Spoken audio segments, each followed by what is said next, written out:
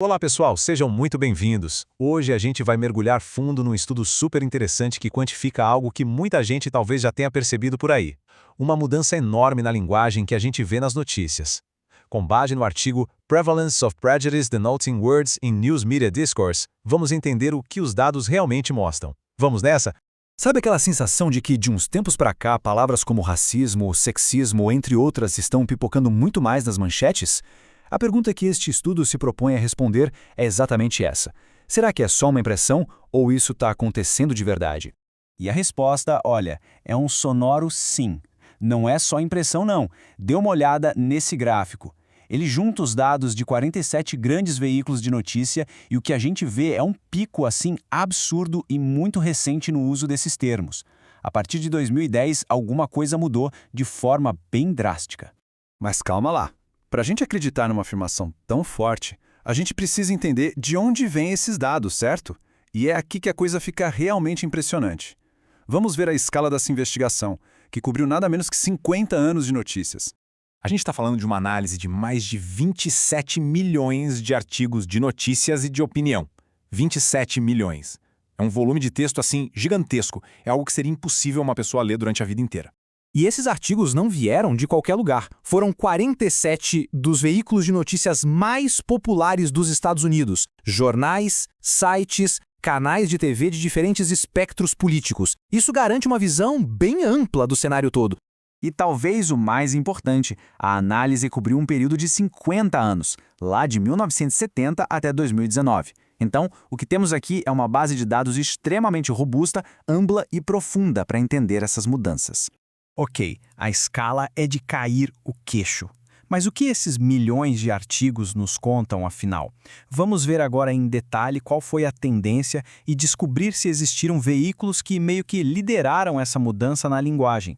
E aqui vem uma das descobertas que eu achei mais surpreendentes. A gente podia imaginar que isso seria uma coisa mais de um lado do espectro político, né? Mas não. O aumento aconteceu em todos os tipos de mídia, de esquerda, de centro e de direita. Parece que foi uma tendência que varreu todo o jornalismo. E embora muita gente possa apontar para a eleição de 2016 como o grande estopim, os dados mostram que essas tendências já estavam subindo bem antes de 2015. O que aconteceu, sim, foi uma aceleração depois daquele ano, mas o movimento já tinha começado. Os pesquisadores também quiseram ir um pouco além. Eles queriam saber se alguns veículos meio que puxaram a fila. Para investigar isso, eles usaram um teste estatístico chamado causalidade de Granger, que, explicando de um jeito simples, verifica se a linguagem usada por um veículo pode ajudar a prever a linguagem de outro. E os resultados são fascinantes. Este gráfico ilustra como veículos muito influentes, tipo o The New York Times e o The Washington Post, muitas vezes funcionaram como pioneiros. A linguagem que eles adotavam em um determinado ano acabava servindo como um sinal do que outros veículos iriam publicar no ano seguinte. Tudo bem, então a mídia mudou a linguagem. Mas a grande pergunta é: e daí? Será que o que a gente lê nos jornais realmente influencia o que a sociedade pensa? Vamos ver o que os dados dizem sobre essa relação entre a mídia e a opinião pública. No caso da palavra racismo, a conexão parece bem nítida. O gráfico mostra que, conforme a mídia foi falando mais sobre o assunto, a preocupação do público com o racismo também aumentou. E o ponto crucial é que a tendência na mídia parece vir primeiro, o que sugere que ela tem um poder de pautar a discussão. Só que a história não é tão simples assim, e isso que é interessante. Para a homofobia, aconteceu exatamente o contrário. As menções da mídia subiram, mas a percepção do público sobre isso ser um grande problema, na verdade, caiu. Isso mostra que a relação entre o que a gente lê e o que a gente pensa é bem mais complexa do que parece à primeira vista. Essa complexidade toda nos leva, claro, à pergunta de $1 milhão. Por que isso está acontecendo? O que pode estar por trás dessa mudança tão grande no jeito como a mídia fala sobre preconceito?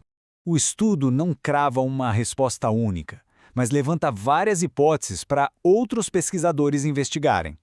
Pode ser o poder da mídia de definir a agenda. Pode ser uma mudança na própria sociedade que ficou mais sensível a esses temas. Pode ser que a definição do que é preconceito tenha se expandido, ou até mesmo novos incentivos culturais em jogo. Bom, depois de olhar todos esses dados, a gente chega na grande questão. O que essa mudança gigantesca na linguagem da mídia significa para a nossa percepção do mundo? Uma coisa é certa, não tem como fugir disso. O aumento do uso de palavras sobre preconceito nas notícias é real. é massivo e é recente.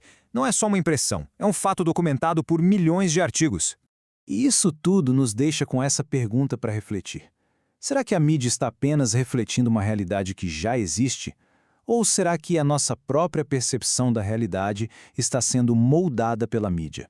Fica aí a reflexão para a próxima vez que alguém for ler uma notícia.